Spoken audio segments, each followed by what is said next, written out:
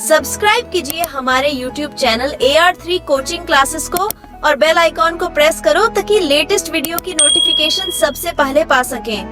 Hello student, तो आज फिर मैं उपस्थित हूँ आपके सामने इस वीडियो में और ये NCERT मैथ क्लास 10th का गणित है जो कि अध्याय 2 चर वाले रैखिक समीकरण युग्म से प्रश्नावली है 3.5 और ये इस प्रश्नावली का पार्ट नंबर 4 है। ठीक है, तो इसमें मैं प्रश्न नंबर 3 को प्रतिस्थापन विधि और वज्र गुणन विधि दोनों विधियों से ये क्वेश्चन कराऊंगा। ठीक है, तो आप यहाँ पर दोनों विधियों से इस क्वेश्चन को समझेंगे और ये 2025 में बोर्ड एग्जाम से बहुत ही ज्यादा मोस्ट इंपोर्टेंट है। ठीक है, तो मिशन है हमारा 2025 बोर्ड एग्जामिनेशन प्रिपरेशन। ठीक है, तो इसमें हम क्या करेंगे, क्वेश्चन को दोनों विधियों से सॉल्व करेंगे। देखें, ये सवाल दिया गया है, निम्न रैखिक समीकरणों के युग्म को प्रतिस्थापन एवं वज्र गुणन विधियों से हल कीजिए।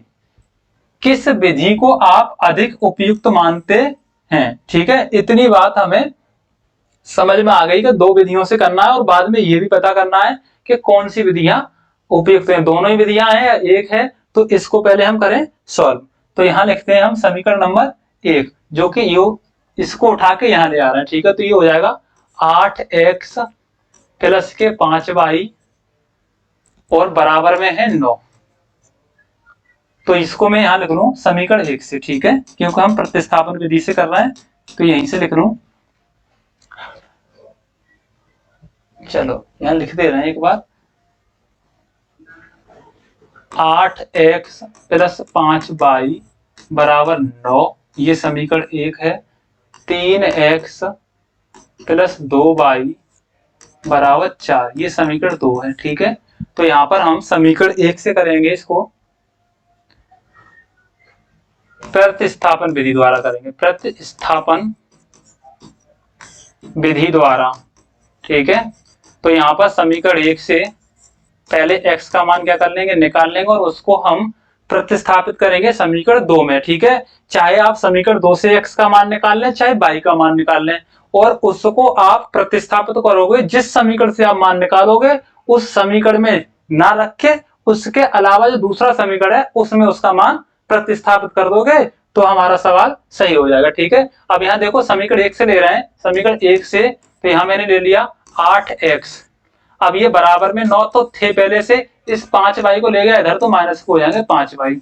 यहाँ 8 गुणा में है, यहाँ से 9 ऋण 5y और ये बट्टे में 8 गुणा में थे, कहाँ पहुंच जाएंगे भाग में। इसको दे दूंगा मैं इक्वेशन नंबर 3। ये हमारा समीकरण नंबर बन गया 3। तो यहां से देखो x का मान समीकरण 2 में रखने पर अब देखो ये जो समीकरण हमने निकाला है वो समीकरण 1 से निकाला है। जब 1 से निकाला है तो इसका मान हम उठा करके x का कहां रख देंगे, समीकरण नंबर 2 में रखेंगे। ठीक है, ऐसी गलती नहीं करनी है कि इसको उठा के 1 में रख दो, 1 से निकाला था और 1 में रख दो। ठीक है, तो यहां पर हम समीकरण 2 में रखेंगे। ये समीकरण 2 है, 3x धन 2y बराबर 4। अब यहां देखो 3 गुणा x की जगह पर रखना है हमें 9 ऋण 5y, 9 ऋण 5y बटे 8 और ये ब्रैकेट में क्लोज और प्लस के 2y इक्वल टू 4। अब यहाँ देखो ये तो कटने वाला है नहीं, कुछ 3 का गुणा इस पूरे ब्रैकेट के अंदर कर दो ऊपर वाले पद में, इसके बट्टे 1 करोगे और गुणा देखो, गुणा जब लगा होता है तो अंश का अंश में गुणा करते हैं और हर का हर में गुणा करते हैं। तो अंश का अंश में करेंगे 3 निम 27 ऋण धन और ऋण का गुणा ऋण हो जाएगा 3 पंजे 15 बाई बट्टे में 1 का गुणा 8 के साथ करोगे तो 8 ही रहेगा, प्लस के 2y और इसके बट्टे भी कर लें 1 बराबर में क्या करेंगे 4। ठीक है, अब देखो 8 का और 1 का अगर एलसीएम निकालते हैं हम तो क्या होगा, यहां से 8 हो जाएगा एलसीएम। आगे 1 का इसके साथ गुणा करोगे तो 27 ऋण 15y रहेगा, 27 ऋण 15y और यहाँ देखो प्लस है तो प्लस लगाएंगे, 8 का गुणा कर देंगे 2y के साथ तो 8 दूनी 16y होगा, 16y और बराबर में कितने हैं 4। तो 4 के बट्टे भी 1 कर लें। अब क्या करेंगे, इनको पहले जोड़ लें। ठीक है, तो 27 15 है ऋण के 15y और 16y है धन के, तो धन के में से 15 ऋण के कर दोगे कम तो y बचेगा प्लस का। अब बटे में 8 बराबर 4/1, कैंची का गुणा कर दो इनमें भी, ठीक है। तो 1 का इसके साथ करोगे गुणा तो 27 धन y बराबर 8 चौका 32। यहाँ से y बराबर निकालोगे तो 32 और इसको नीचे ले जाओ, पीछे ले जाओ 55 करके तो 27। y बराबर 32 में से 27 कम करोगे तो कितने बचेंगे 5। y बराबर कितना आ गया बताओ 5। अब यहाँ से y का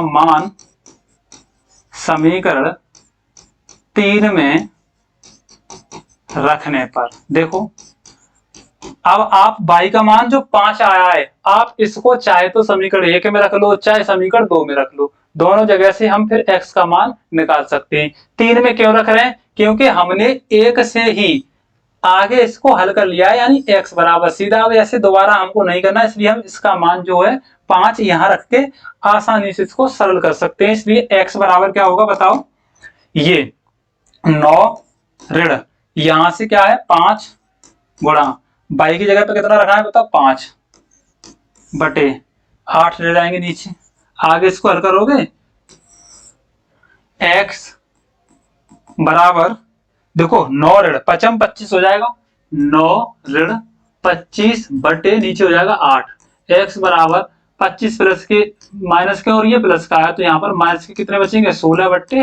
8, 8 दूनी 16, यहाँ से x बराबर कितना आ गया ऋण 2, ठीक है। तो ये तो आ गए हमारे किससे, प्रतिस्थापन विधि से, ठीक है। तो प्रतिस्थापन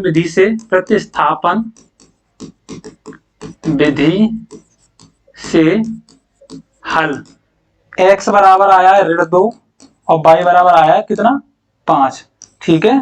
तो ये आ गए हमारे प्रतिस्थापन विधि से। अब इसी सवाल को सेम किससे करना है, हमको वज्र गुणन विधि से करना है।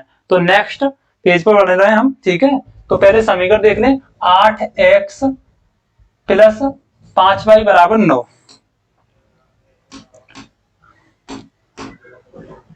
8x प्लस 5y बराबर 9, ये समीकरण 1 है। और दूसरा है 3x प्लस 2y बराबर 4, 3x प्लस 2y बराबर 4, ये है समीकरण नंबर 2। 3x प्लस 2y बराबर 4, 8x प्लस 5y बराबर 9, ठीक है। 8x प्लस 5y बराबर 9। अब इसको किससे करेंगे हम, वज्र गुणन विधि से। तो वज्र गुणन विधि से करेंगे तो एक काम पहले इसको कर लें, देखो इस 9 को इधर लेके आओगे तो पहले ये 8x प्लस 5y माइनस को हो जाएंगे 9 बराबर में 0, और दूसरे में इसमें क्या करोगे यहां लिख लोगे आप 75 करोगे, इसका तो कोई दिक्कत नहीं है। 3x प्लस 2y बराबर था ये 4 बराबर में, तो इसको लेके आओगे इधर हो जाएगा माइनस का प्लस का था बराबर 0। अब देखो इसको यहाँ समीकरण 2 दे दो और इसको दे दो समीकरण नंबर 1, ठीक है। यहां से इसको हटा दो, ये है हमारा समीकरण नंबर 1 और समीकरण नंबर 2। अब क्या करेंगे हम, वज्र गुणन विधि से करने के लिए पहले इन समीकरणों की जो दो रेखीय समीकरण एक हुआ करते हैं उनसे क्या करनी है, हमको इनकी तुलना करनी है। a1 a2 b1 b2 c1 c2 के जो है मान निकालेंगे और उनको हम वज्र गुणन विधि से उनमें जो सूत्र है उसमें हम उनको रखे हल करेंगे, ठीक है। तो यहाँ पर सबसे पहले समीकरण 1 की a1x plus b1y plus c1 बराबर 0 से व समीकरण 2 की a2x plus b2y plus c2 बराबर 0 से क्या करनी है, तुलना करने पर, ठीक है। तुलना से तुलना करने पर, ठीक। अब देखें हम समीकरण 1 ये है, यहां पर समीकरण 1 ही है, ठीक है। क्योंकि पहला समीकरण है तो इसकी तुलना हम इससे कर रहे हैं। अब यहाँ x का गुणांक a1, तो यहाँ से x का गुणांक क्या है 8, a1 बराबर हो गया 8, b1 बराबर यहाँ y का गुणांक, इसमें y का गुणांक b1 और यहाँ पर समीकरण 1 में y का गुणांक 5, c1 बराबर देखो यहाँ पर c1 है और यहाँ पे है ऋण के 9, क्योंकि सी जो है वो अचर पद होता है, ठीक है।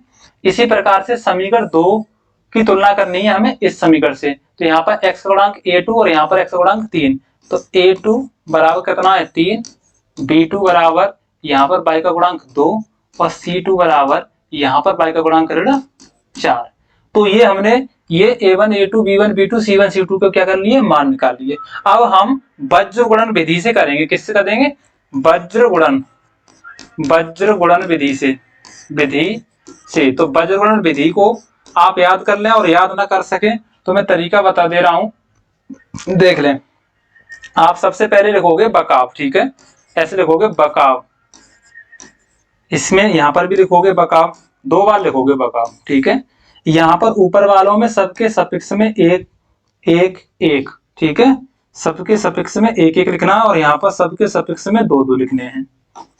इनके बीच में यहाँ पर क्रॉस का चिन्ह लगाना है।